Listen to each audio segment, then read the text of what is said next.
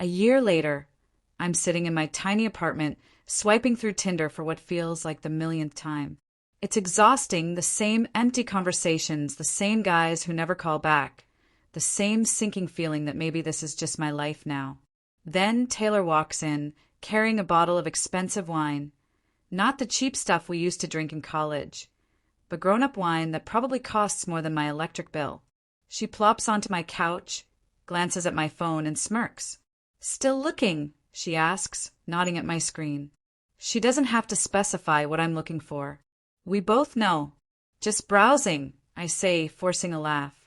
But we both know that's a lie too, because no matter how many guys I talk to, how many first dates, late-night texts, and fake flirty conversations, no one takes me seriously. And I know exactly why. 1 year ago, I made one careless joke. I laughed and said, "Oh, please, I had my 304 phase before marriage." Who didn't? And my husband heard me. He didn't yell. He didn't argue. He just walked away. And now he's gone. And I'm left here drowning in regret, realizing too late that some things aren't funny. Before everything fell apart, my life was perfect. I had Kyle, the kind of man most women dream of. Loyal, hardworking, dependable. The kind of guy who always made sure I got home safe. The kind of guy who held doors open, remembered my coffee order, and never made me feel like an option. We met in our late 20s when we were both done with the games. Kyle wasn't the most exciting guy in the room, but he was the kind of man who showed up. And after years of dating guys who were only there for a good time, not a long time, that was everything. So when he proposed, I said yes without hesitation. We got married, settled into a comfortable life together. Everything was solid, until I made the joke that destroyed it all. It happened at a casual dinner party with friends. We were all laughing, drinking, swapping old stories. The conversation turned to dating in college, bad dates, hookups, wild nights. Then someone joked about how different people are before and after marriage. I don't know why I said it. Maybe it was the wine.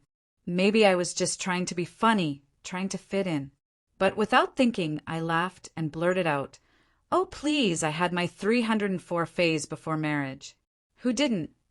The second it left my mouth, I felt the energy shift. Some of the guys at the table smirked. Some of the girls giggled awkwardly. But Kyle, he went completely still. His fork hovered midair. His jaw tightened.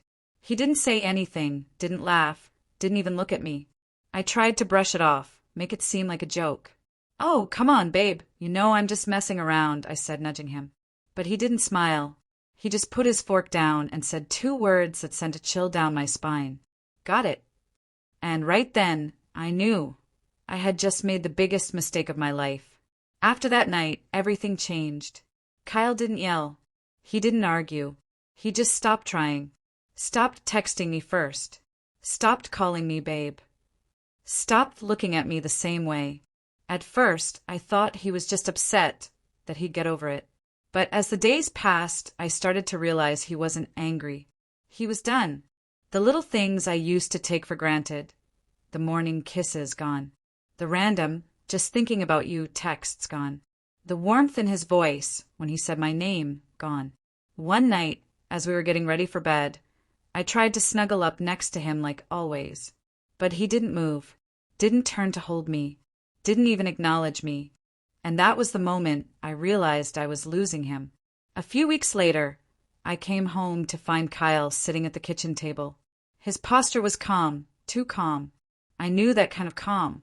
It was the kind that came after a decision had already been made. "We need to talk," he said, his voice steady. My stomach dropped. "Kyle, come on. You're still mad about that dumb joke." I forced a laugh, trying to make light of it. He shook his head, expression unreadable. "It wasn't just a joke, Riley. It was what it meant."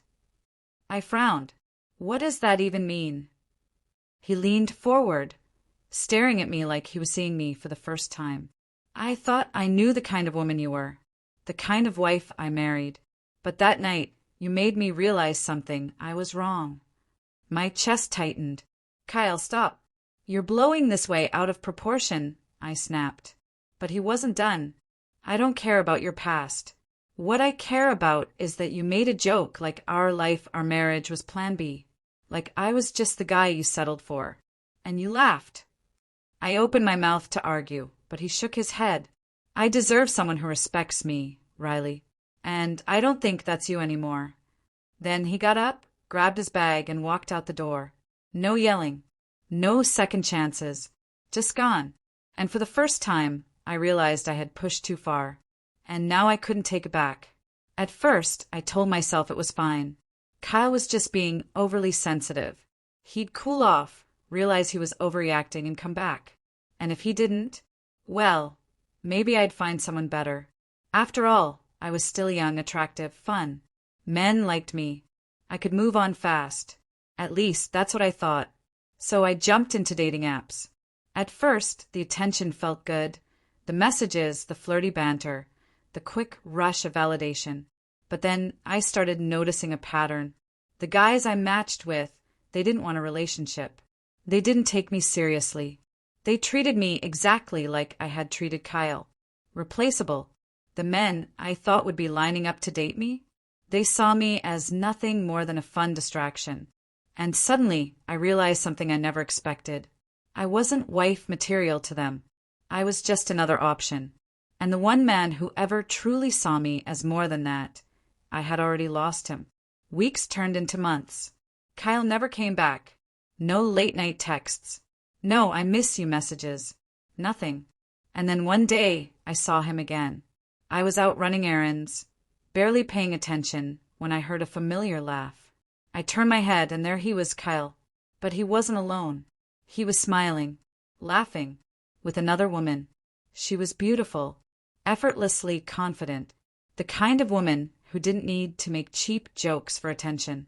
And the way he looked at her, like she was the best thing that had ever happened to him.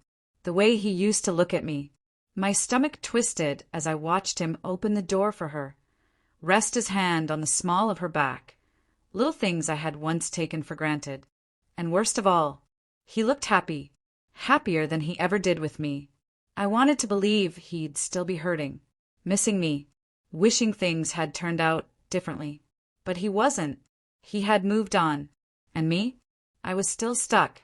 Still chasing something I'd never get back. Still swiping through meaningless profiles, hoping someone would see me the way Kyle once did. But deep down, I knew the truth. I had already lost the only man who ever truly loved me. I don't get a happy ending. I don't get a second chance. Kyle is gone. Not just from our home. Not just from our marriage. But from my life. And the worst part? He's better without me.